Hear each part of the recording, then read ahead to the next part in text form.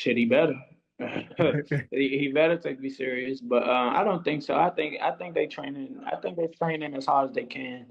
Um, I think they putting a little trying to put a little mastermind squad together to coach for this fight, and it's gonna be a good fight. I'm gonna tell you like this: we're preparing for the best Gervonta Davis that's going to be, that everyone's ever seen. That's what we're preparing for. We're not preparing for a guy who might not be focused. We're not preparing for a guy who might be lazy or anything like that. We're preparing for the best version of him. Everything was fine until it wasn't. The rematch between Gervonta Tank Davis and Lamont Roach was already one of the most heated fights on the 2025 boxing calendar. But what just happened backstage during the official press conference in New York? That took things to a whole new level. Tank didn't just lose his temper. He nearly lost control. Security had to jump in. Voices were raised. Chairs were almost thrown. You could feel the temperature in the room drop. Let's break it all down. Turn into a demon every time. Think about what I've been through. Think about what I lost. Go in there and get my man. Your biggest fear is losing. How do you bottle that feeling up right before you step into the ring? It was supposed to be a routine event. Mics, spotlights, media questions, trash talk, and a few face-to-face moments for the cameras. The typical press conference build-up. But the second Lamont Roach walked into the venue, you could feel the shift. I think the hardest punch I ever faced. No. And I ain't shitting on him or nothing like that. He can punch. But Jonathan Okendo, he's from Puerto Rico. Bro, he got bricks in his hands, bro. I lie to you not. He punch hard. I ain't gonna lie. He a hard hand motherfucker. Tank was already there, surrounded by his team, sunglasses on, hoodie up, posture locked. Roach entered with confidence. No smile, no hesitation, just energy. You could tell he wasn't just there to promote a fight. He came to make a statement. The actual press conference on stage was tense but controlled. Tank threw a few cold stares. Roach answered every question like he had something to prove. There were moments of subtle disrespect, sure, but the real explosion came after the cameras stopped rolling.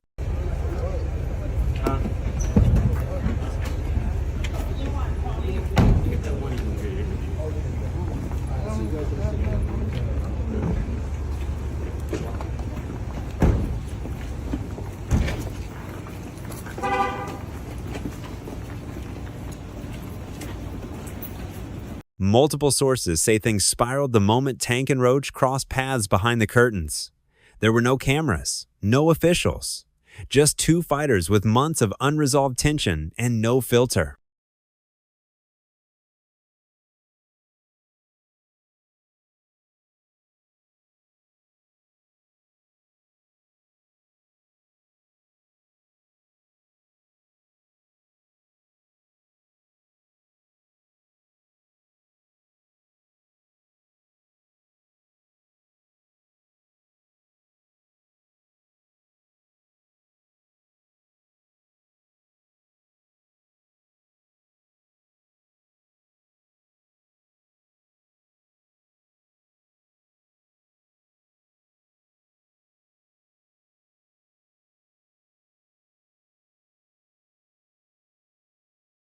Tank stepped up, chest out, voice rising. He pointed, got in Roach's face. Roach didn't flinch, and that's when it popped off.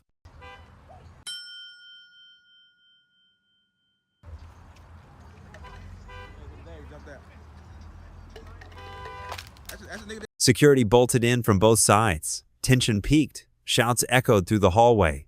Roach's trainer jumped in. Tank's crew tried to hold him back.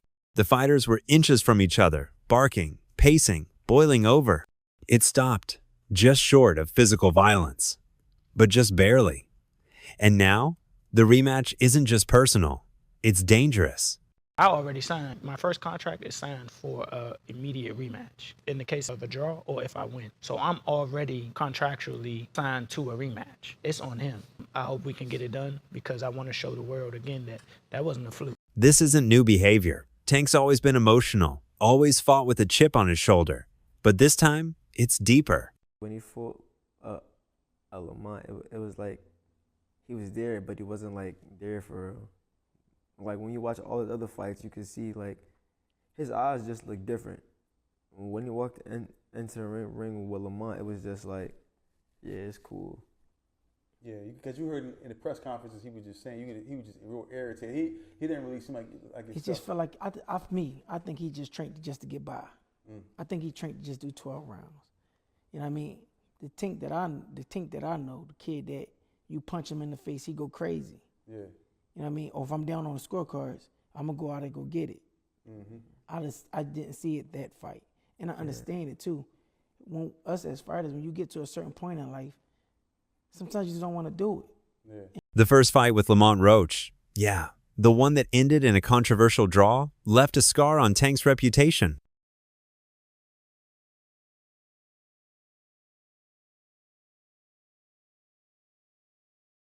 He didn't look dominant. He didn't look unbeatable. In fact, he looked human, slower, unprepared, vulnerable. And Roach wasn't scared of Tank's power. How do you assess his power after being in there for 12? He got decent power. He got decent power for sure. I ain't gonna say it's exaggerated. I told you I got a chin. I ain't going like that. It's just not gonna happen. But like I said, I see why he knocked people out, and I think he felt my power too. Like, I think that's what negated a lot of his shots. And once I took his best shot, I was like, oh yeah, it's time to roll. Like I said, I knew I had a chin. I mean, I spar guys that were like junior middleweights, like current champions that was at that weight. So I know I can take a punch. He's twitchy in there. Like I do see why he knocked people out. I mean, like being up close and personal. Obviously, I seen it on the TV like that, but I understand why he knocked people out. I'm not gonna tell y'all because y'all gonna tell him.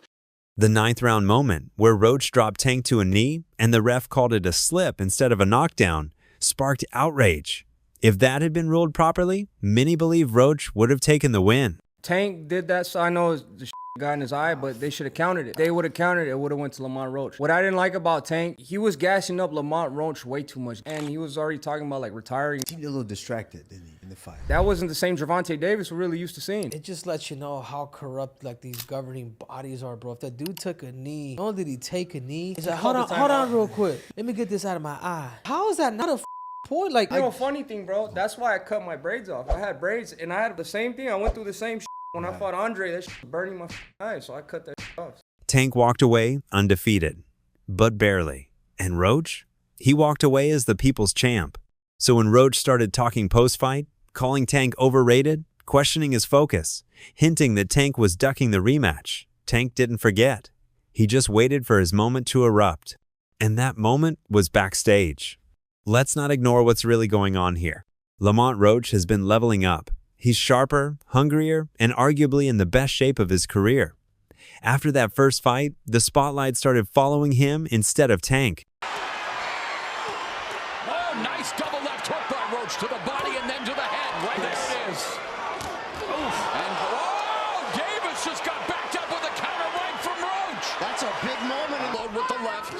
Oh, and that right, but Davis took off some of the steam of the punch, but still, Roach leaned with right. He took a knee. He took a knee. What is he doing? He forgot his... Nice combination from Roach. Rest of here. Oh, another right hand, another right left by Roach. Nice combination. Got just over around 11 as well. Maybe him getting cracked. Davis fighting on even terms here in the 11th. Both of them have landed. Has to keep doing that. Roach said the familiarity, knows his weaknesses. It's one thing to say it. The decision is a majority draw. Fans respect him now. Analysts call him one of the biggest threats at 135. And fighters? They're taking him seriously. Meanwhile, Tank's been all over the place. Legal problems, media chaos, talks of early retirement, strange exhibition plans against Jake Paul. He's been getting the bag, sure, but he's also been losing control. Tank Davis, Lamont Roach. I think we need to start with that one. Yeah. What transpired in that fight was astounding because you have to remember Tank Davis was a 16-1 favorite going into this fight. Lamont Roach while a WBA champion was moving up from 130 pounds and no one thought he had a chance. And the general demeanor of Tank Davis going into this fight was like, hey man, I'm kind of done with this. I got 3 fights left. I'm going to be done by the end of 2025. I don't really like this sport anymore. Kids, don't do this. And that's the difference. Roach is laser focused on boxing. Tank is juggling fights, lawsuits, and distractions. When they meet again in August, Roach will be coming to win. Tank? He has to prove he still cares. How many rematches have you fought? 0. What do you have to do to create enough separation where this don't happen again? Whew, it's a good question. It's going to be based on my training camp. I have to push myself a little harder if that didn't get me the win. And I have room. I definitely have room. I'm not going to lie, I have room. You believe you fought the best Gervonta, or do you think he got some more gears? 100% for a fact. I think he might have some more gears, but I fought the best Gervonta that night. I don't want people to get it misconstrued or whatever the case may be. He's a hell of a fighter. Hell of an IQ, great punching power, good speed, and a really good boxing ability. A lot of people underrate that. Don't think because of what I did, y'all think y'all can just go in there and think y'all can have the same night, you know what I'm saying, or do the same thing. He still will go upside your head and crack you, and you know what I'm saying, you might end up on the floor. Everybody not built the same, and that's what people getting messed up. He did a whole lot of things that was good in that fight, a whole lot. And I'm telling you right now, if he wasn't as good of a fighter as he was, that would have been, you know what I'm saying? I would have steamrolled him. Don't get that misconstrued. He's still the guy he is. It's just he ran into a guy that's on the same level. Here's where things get wild. Floyd Mayweather, the man who once mentored Tank, turned him into a PPV star, and built Mayweather Promotions around him, is now training Lamont Roach. That's right, Floyd's in Roach's corner now, giving him advice, working mitts, watching tape. The same Floyd who used to be Tank's biggest supporter is now helping the man trying to end Tank's legacy. Tank Davis, he was a young kid, came up to me when he was a kid, wanted an autograph. I signed his phone for him and told him, you'll be world champion someday, and I'll be your promoter. Years later, he was working with some people from our team, because our team is huge. We got guys in DC, Baltimore, Philly, New York, all around. He won a few fights. I think he was like 8 or 9-0. I told him, in under 24 months, you'll be world champion. Made the right moves, put him in the right position. He's a multi-millionaire now. Absolutely. He was a kid that couldn't even buy a bus ticket. Now he's a multi-millionaire. You can't script drama like this. Tank and Floyd have been beefing for years now. Their falling out was loud, public, and ugly. Tank's accused Floyd of holding him back. Floyd's criticized Tank's professionalism. And now, it looks like Floyd's playing chess. What set you off that you was like, I gotta do that? A lot of people don't know that what Floyd do. He said. So you feel like it was a sub, like he was subbing you, like, oh, like he was going at me. He was going at me, and I knew for sure he was going at me. That's why I went at him. There's no reason for me to go at Floyd. Yeah, that's what I was thinking. Cause I feel like y'all got, I would say love, hate, but it's been like the last interview you showed them love. This week it was whatever. But is that sometimes like, you know, is it just like big bro, little bro seeing things different, or what is it to you? No, Floyd don't never. He felt as though I'm at that point where as though I passed him. And I'm doing it at a young age. Like when Floyd was 29, you'll see, bro. Yeah. That deal that I'm talking about. Yeah. Oh, that's a part of the deal. He don't know about that yet. But that's bigger than his deal. Damn. Wow. And I'm just releasing. This is exclusive. That's exclusive. Bigger than Floyd deal. Yeah. Tank don't cap, nigga. That's a lot of bread. You'll see. It's gonna come out. If Roach beats Tank, especially with Floyd in his camp, it won't just be a win. It'll be a checkmate. The passing of the torch. The ultimate, I told you so. That's what Tank's really angry about. Clearly in there, man. I thought I won. I thought I did enough to get the victory over a spectacular fighter. I told y'all from the beginning, man, that I got the skills to pay the bills. I've been telling y'all that. And I'm just glad I got to show it, honestly. I'm glad I got to show it.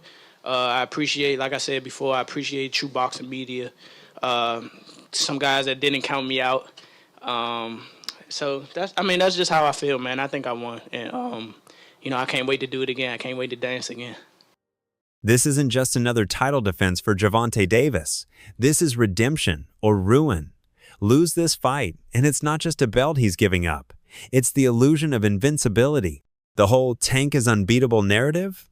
Gone. The future mega fights? In jeopardy. The legacy? Shaken. Tank Davis. Bad dude. See, what I like about Tank is Tank brings something different. You know, back in the days, everybody had something. Muhammad Ali was a mover boxer. George was a puncher. Ernest Shavers was a puncher.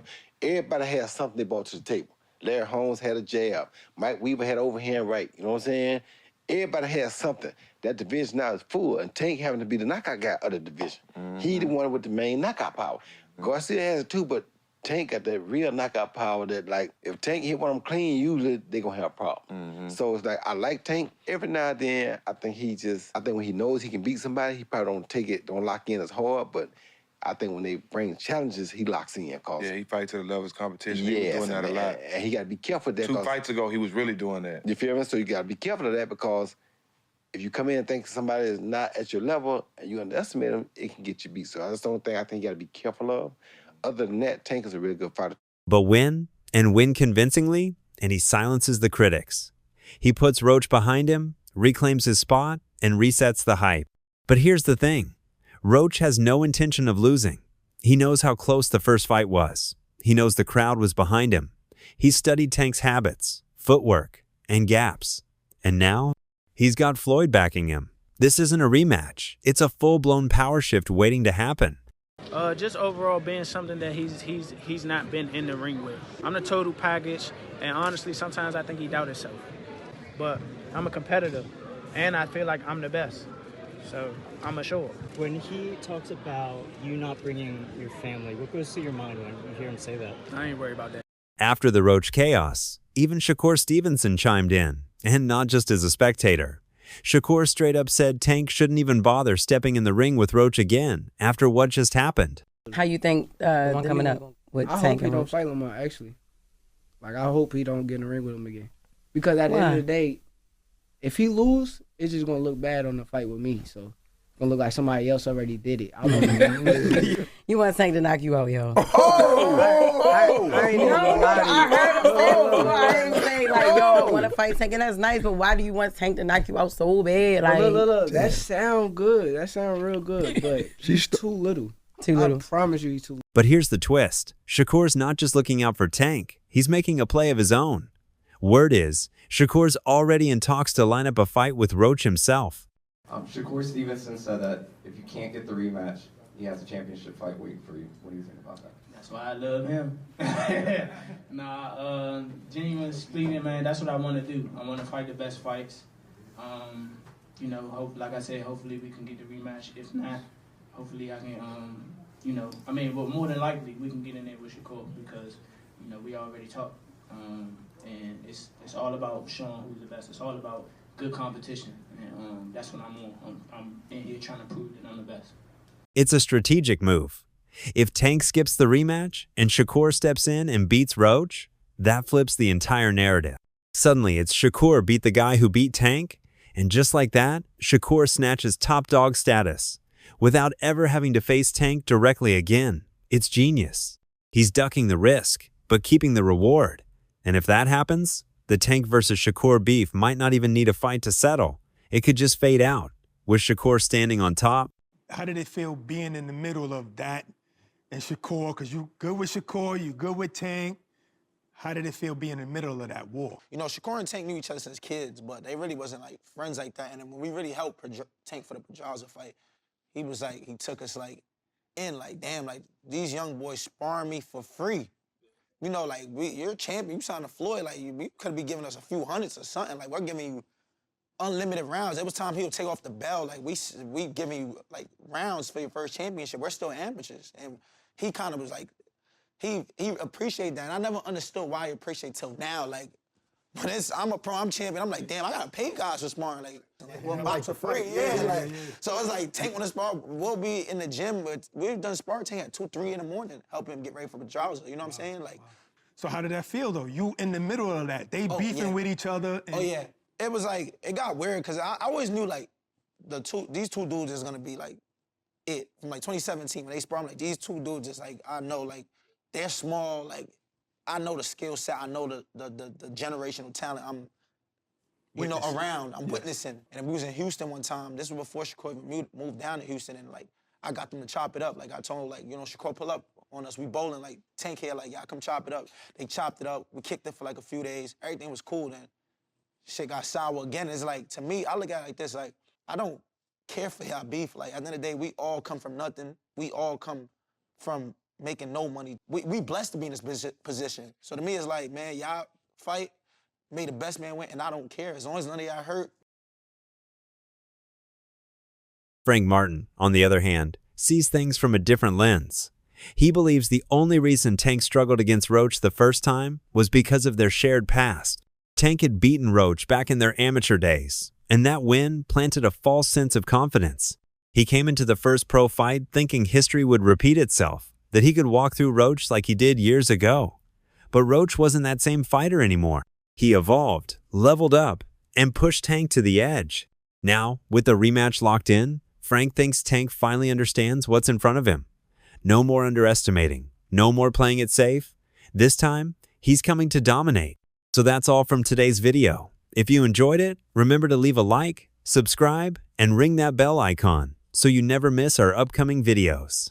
And don't forget to share your thoughts in the comments section. Stay tuned, and we will catch you in the next video.